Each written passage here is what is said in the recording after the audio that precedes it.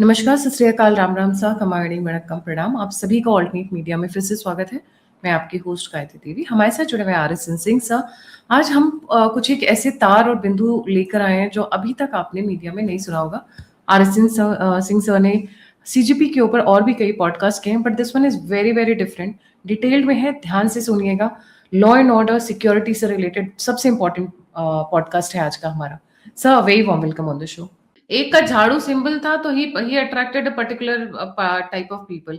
दूसरे का symbol cockroach है तो उसने पूरे गटर गटर रैट्स इकट्ठे कर लिया। अगर देखा जाए तो जंतर मंतर पे सारे क्रिमिनल, सब प्रोस्टिट्यूट्स, मैं तो बहुत खुल के बोल रही हूँ, सब ये गंद पूरा पूरा दिल्ली का गंद इकट्ठा करके लिया। नहीं नहीं, वो जो भाषा जो वो लड़कियां बोल रही थी, आय मतलब मैं क्या कोई कोई रिपीट भी नहीं कर सकता है। नहीं बोल वो सकते वो सर, कोई वो शॉकिंग वो था। कोई वो कोई रेड लाइट एरिया वाला ही वो कर सकता है। पूरे भारत के लिए शॉकिंग था। In fact this is the first time I have seen महिलाएं और निकल कर आ गई हैं। घर की गृहिणियां बोल रही हैं, भैया हमें ऐसे बच्चे नहीं चाहिए, ये हमारे बच्चे नहीं हो सकते, ये नीट के बच्चे नहीं है। We do not want our kids to join there. Because ऐसे ऐसा कौन अच्छा, करता है? ये बताइए, शीश महल सिंड्रोम का वहां से निकलने के बाद ये क्या नीट के तैयारी में लग गए फिर से? अरे सर, रात को अपने 5 स्टार पार्टी नहीं देखी? चुम्मा चुम्मा दे दे खाना वही मैं कह रहा हूँ ना, वही मैं कह रहा हूँ कि ये नीट की तैयारी में लग गए कि वो जाके 5 स्टार होटल में ये क्या कर रहे थे ये। और मैं आपको बता देता हूँ before it skips my mind, ये पूरे उसमें इनको कैप्टागन ड्रग्स बंट रहा था, समझे कि नहीं? आपने अभी सुना होगा, पढ़ा होगा कि जैसे मोहम्मद के कार्डर्स 2 बार एप्रीहेंड हुए हैं अभी फिलहाल कुछ दिनों में गुजरात से, and a massive consignment of Captagon drug. Captagon drug जो है वो जिहादी ड्रग उसको बोलते हैं। वो बिल्कुल मतलब इट प्रोलिफरेट्स मिडिल ईस्ट। ये जितने हमास है, हिजबुल्ला है, ये सीरिया में जो है ये ग्रुप्स, जिहादी ग्रुप्स, इराक में, all of them are they exist on this, मतलब they survive on this drug. इसका क्या है कि it gives you false courage, आपको एक्सटेंडेड आवर्स ऑफ मतलब ये आपके वेकिंग आवर्स को एक्सटेंड करता है, ठीक है ना? आप 4 घंटे 3 घंटे भी सो के आप ये कर सकते हो। It of course it has a tall on your health, but वो लाया गया और इन सब बच्चों को ये बांटा जा रहा था। कहीं तो आप सर ऐसा देखोगे नहीं कि कि खाने में ही मिला के बांटा जा रहा हो, क्योंकि खाना सेंट्रलाइज्ड आ रहा नहीं है। नहीं नहीं नहीं, दे न्यू, नहीं खाने में नहीं बांटा जा रहा था। हम्म। ये बिल्कुल ये बांटा जा रहा था इसको ऐसे।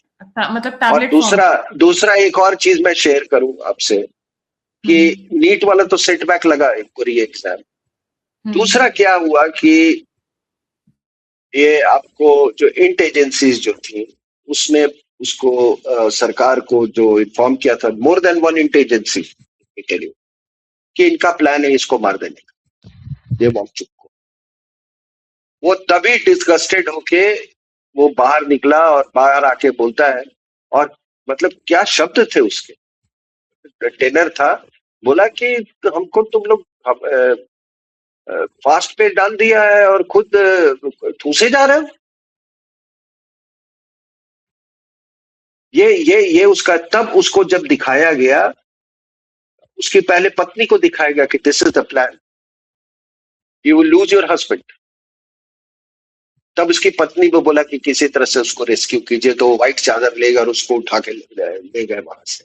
ये लोग वरना सब वहाँ ऐसा नहीं पार्टी था कर कि रहे थे, खाना खा रहे थे, नाच रहे थे। एक तो दहिया दहिया हाँ। था, वो तो डांस करता तो था और बर्गर खाता था। उसका यही काम था। उसके वहां से उठा के ले गए। वरना ऐसा नहीं था, वांगचुक को नहीं मालूम था कि ये जो जुनैद है वो कौन है और ये कौन कौन से तत्व बैठे। जब अपनी जान पे पड़ी है तब जाके वो वहां से, मतलब उसकी वाइफ ने उसको जाके बोला कि boss please save your life for another day, ठीक है ना? तो मेरा क्या कहना है, ये, हाँ, ये कैप्टागन ड्रग्स ये पूरा बट रहा था। ये जो गाली वाली दे रहे थे उसी के इन्फ्लुएंस में थे वो, बड़बोलापन भी आ जाता है उससे थोड़ा सा। तो वही जंतर मंतर। देखिए क्या है कि मिलॉर्ड्स को मैं कहना चाहता हूँ कि what is the spirit of the constitution. आप जो ये सब कहते हैं प्रोटेस्ट करना तो सबका राइट है, बिल्कुल राइट। हम भी अर्नब वाले केस में I also went to Jantar Mantar, 1-2 घंटे में था वहां पे, हम लोग कुछ लोग थे अपना क्या, उसके बाद अगले दिन राष्ट्रपति भवन में हमने जाके वो जो भी किया अपना वो किया, चले आए, बात खत्म, दुनिया देख ली कि भाई लोगों में रोष है, वो बस वही हमारा एम था और वही एम होना भी चाहिए। तो प्रोटेस्ट का क्या पर्पस होता है कि to appeal on the conscience of whatever, I mean जो डिसीजन मेकर, ठीक है ना, और सो दैट जो it makes the government politically untenable, मतलब वो जो मुद्दा जो है कि भाई ये तो रोष है, इसमें मांग भी इसमें जायज है, ये है, वो सब जाके बातचीत की नहीं, इसको हम ये करते हैं, ठीक है ना। सिस्टम के बारे में तो ये था नहीं, ये केवल नीट एग्जाम के बारे में था ना, वो तो री एग्जामिनेशन हो चुका था।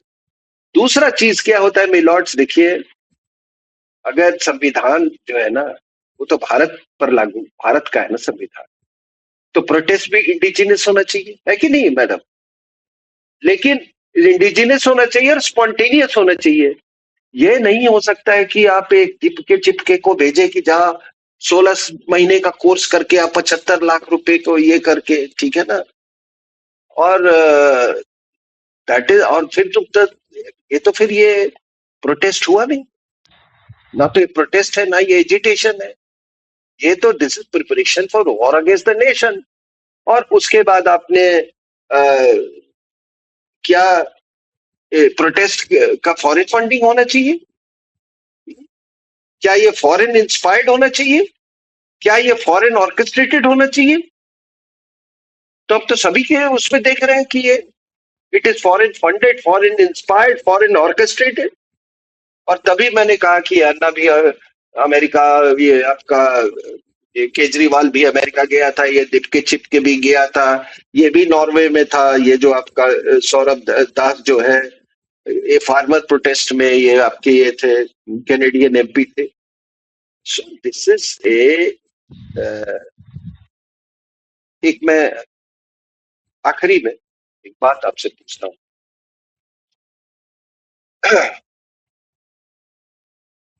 कि देखिए अभी ऑपरेशन सिंदूर हुआ, दिल्ली को खतरा था, इस्लामाबाद बार बार थ्रेटन कर रहा था, उन्होंने मिसाइल भी एक वहां से फायर किया, वो मिसाइल वहां पे सिरसा में जाके न्यूट्रलाइज हो गई। क्या दिल्ली में बैठे हुए इनसिक्योरिटी से आप मतलब ग्रसित हुए? क्या आपको कोई एप्रीहेंशन हुआ, कोई एंजाइटी हुई? नहीं। उसके पहले ये आपका लद्दाख में इतना बड़ा स्टैंड ऑफ हुआ 1-1.5 साल का, गलवान के बाद में, ठीक है, आपने कभी दिल्ली में बैठे आपको कभी एंजाइटी हुई इनसिक्योरिटी की? नहीं हुई। क्यों नहीं हुई? इसलिए नहीं हुई क्योंकि आपको मालूम था कि हमारे जो सिक्योरिटी एपरेटस जो है वो it is more than capable of dealing with the situation, आपको पूरा भरोसा था। कलवान में कुछ हुआ, ये दोकलाम में हुआ, आप ईस्ट में आपको मालूम था कि we will be able to handle the situation.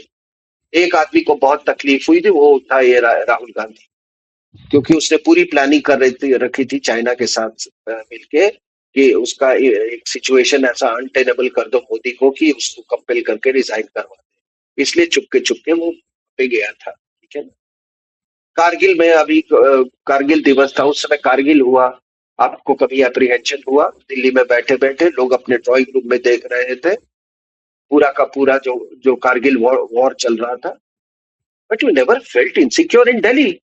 लेकिन आप बताओ कि जब ये फार्मर ये सो कॉल्ड किसान आंदोलन में जब वो रेड फोर्ट को अटैक करने लगे, तो did you feel vulnerable? Did you feel insecure? लग रहा था कि अब क्या होगा, कई ट्रैक्टर्स तो अब पूरे दिल्ली में मेरे घर तक तो नहीं पहुंच जाएंगे अब। That was the level of anxiety. जब ये हुआ आपका शाहीन बाग के समय आपको नहीं लग रहा था? जब दिल्ली, वो तो it manifested into Delhi rights, और दिल्ली राइट्स में आपको मालूम है किस तरह का वो खौफनाक सिचुएशन था। उसके बाद, और वो भी कौन? दिल्ली राइट्स करवाने वाला तो popular front of India Kerala से आके कर रहा था, और वही एलिमेंट्स अभी जाके जंतर मंतर पर बैठे हुए थे। जी। अभी जब ये कॉकरोच वाला हुआ, I mean didn't Delhiites feel insecure? तो मेरा क्या कहने का मतलब है कि जब हम 3 फ्रंट की बात करते हैं, हमने पाकिस्तान का बताया, चाइना का बताया, आपको तो कभी इनसिक्योरिटी नहीं हुई।